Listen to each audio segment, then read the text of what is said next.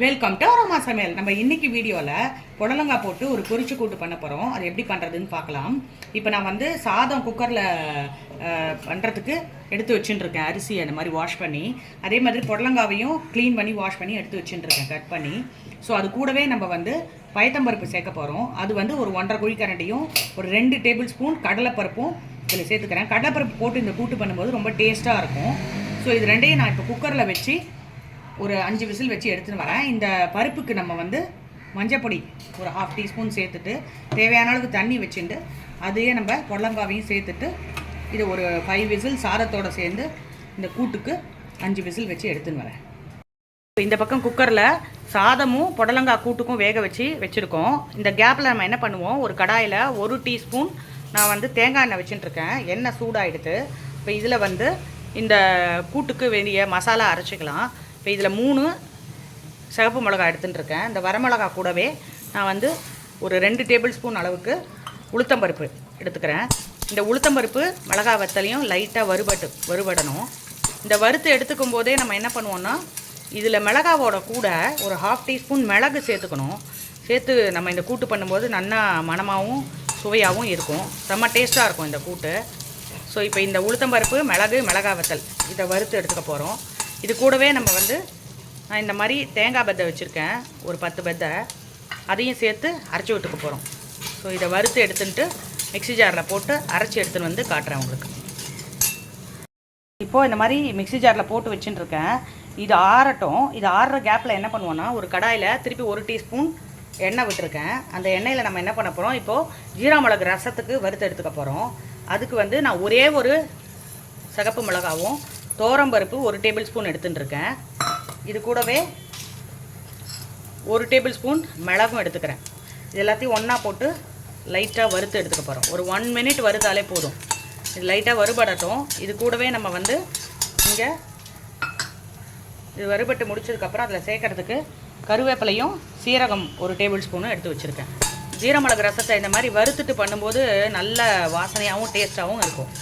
So அவ்வளோதான், இது வறுபட்டுறது. இப்போ அடுப்பு ஆஃப் பண்ணிவிட்டு கூட்டுக்கு அரைச்சி எடுத்துன்னு வந்துட்டு இது கூடவே நம்ம வந்து சீரகமும் கருவேப்பிலையும் சேர்த்து வச்சுருவோம். அடுப்பு ஆஃப் பண்ணிடலாம். சீரகம் வறுபடக்கூடாது, அதனால் அடுப்பு ஆஃப் பண்ணிடுறேன். இந்த சூட்லேயே இது வறுபட்டுக்கும். இப்போ இதை அரைச்சி எடுத்துன்னு வந்துட்டு நெக்ஸ்ட்டு பார்க்கலாம். கூட்டுக்கு அரைச்சி எடுத்துன்னு வந்துட்டோம். இங்கே ரசத்துக்கும் அரைச்சி எடுத்துன்னு வந்துட்டோம். இப்போது புளி தண்ணி இங்கே வந்து ரசத்துக்கு ஒரு லெமன் சைஸ் புளியை எடுத்து கரைச்சி அதில் வந்து பெருங்காயம் கொஞ்சமாக சேர்த்துட்டு கொதிக்க விட்டுக்கிறோம். இது கொஞ்சம் கொதி வரட்டும். ஒரு கொதி வர கேப்பில் இங்கே ஒரு கடாயில் 1 டீஸ்பூன் தேங்காய் எண்ணெய் வச்சுட்டு அதில் கடு, அது கூடவே உளுத்தம்பருப்பு போட்டுக்கணும். இது கூட்டுக்கு நம்ம வந்து தாளித்து கொட்டிக்கிறோம். உளுத்தம்பருப்பு போட்டுட்டு கொஞ்சமாக அதில் கருவேப்பிலையும் சேர்த்துக்கிறேன். சேர்த்துட்டு இதில் நம்ம வந்து சாதமும் புடலங்காவும் வேக வச்சது ரெடியாக இருக்குங்க. ஸோ இந்த சாதனமும் புடலங்காவும் ரெடி ஆகிடுது. குக்கர்லேருந்து எடுத்து வச்சுருக்கேன். இப்போ தாளித்ததில் இந்த கூட்டு இருக்கு இல்லையா, புடலங்காய், கடலைப்பருப்பு 1 டேபிள் ஸ்பூன் இல்லை 2 டேபிள் ஸ்பூன் போட்டுருந்தேன் கடலைப்பருப்பு.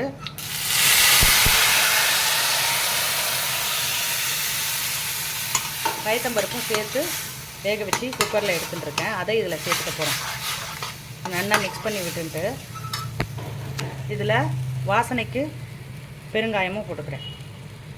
போட்டுன்ட்டு இந்த அரைச்சின்னு வந்தோம் இல்லையா மிக்ஸி ஜாரில் கூட்டுக்கு, அதாவது இதில் உளுத்தம்பருப்பு மிளகாய் வத்தல் தேங்காய் அரைச்சி கொண்டு வந்தோம். இது எல்லாத்தையும் மிக்ஸ் பண்ணிவிட்டு நல்லா கலந்து விட்டுக்கணும். இப்போ இது ரொம்ப திக்காக இருக்குன்னு உங்களுக்கு தோணிச்சுன்னா கொஞ்சமாக நீங்கள் வேணும்னா ஒரு 1/4 டம்ளர் தண்ணி கொஞ்சமாக சேர்த்துக்கலாம். இந்த மிக்ஸி ஜாரை அலம்பிட்டு விட்டுக்கலாம்.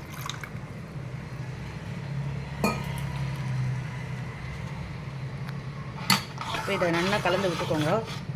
இது மஞ்சப்பொடி போட்டே வேக வச்சுட்டேன்.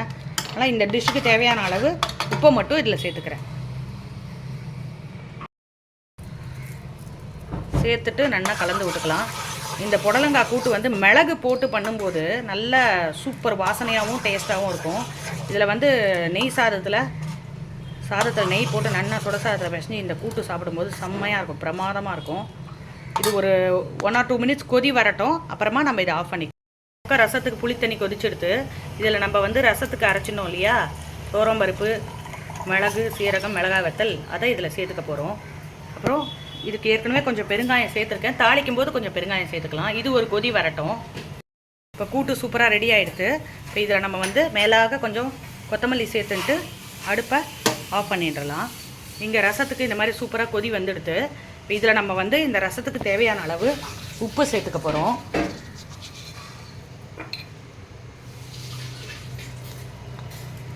உப்பை சேர்த்துன்ட்டு இதை தாளித்து கொட்டிக்க வேண்டியது தான்.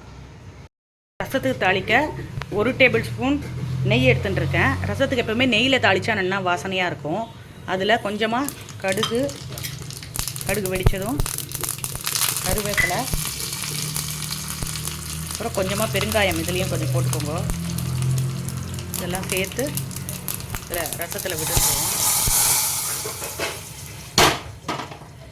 இது அடுப்பு ஆஃப் பண்ணிவிட்டு இது மேலேயே ரசத்துக்கு கொத்தமல்லி தழையும் தூவிக்க போகிறோம்.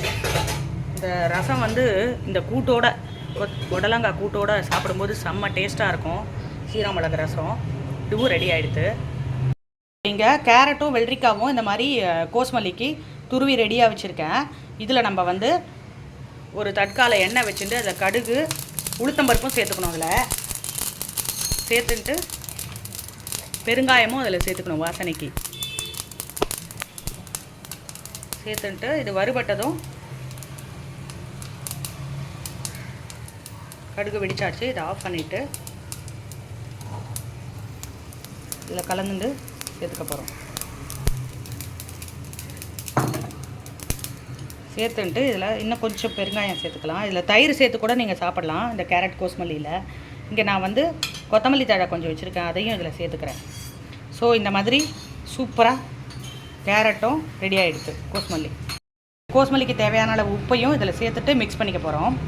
அவ்வளோதான், சூப்பரான இந்த புடலங்காய் கூட்டு சீரகமிளகு ரசம் அது கூட கேரட் கோஸ்மல்லி ரெடி ஆகிடுது. இந்த கூட்டுக்கு வந்து நீங்கள் சப்பாத்திக்கு கூட தொட்டுக்கலாம், நல்லாயிருக்கும். அதே மாதிரி ஒயிட் ரைஸில் நெய் விட்டு சாப்பிட்டாலும் ரொம்ப நல்லாயிருக்கும். இந்த ரசத்துக்கும் அந்த கூட்டு காம்பினேஷன் செம்மையாக இருக்கும். நீங்களும் இதை ட்ரை பண்ணி பார்த்துட்டு எப்படி வந்தது எனக்கு சொல்லுங்கள். இந்த வீடியோ பிடிச்சிருந்தா இதுக்கு ஒரு லைக்ஸ் கொடுங்க. இந்த அரோமா சமையல் சேனலை சப்ஸ்கிரைப் பண்ணுங்கள். தேங்க்யூ.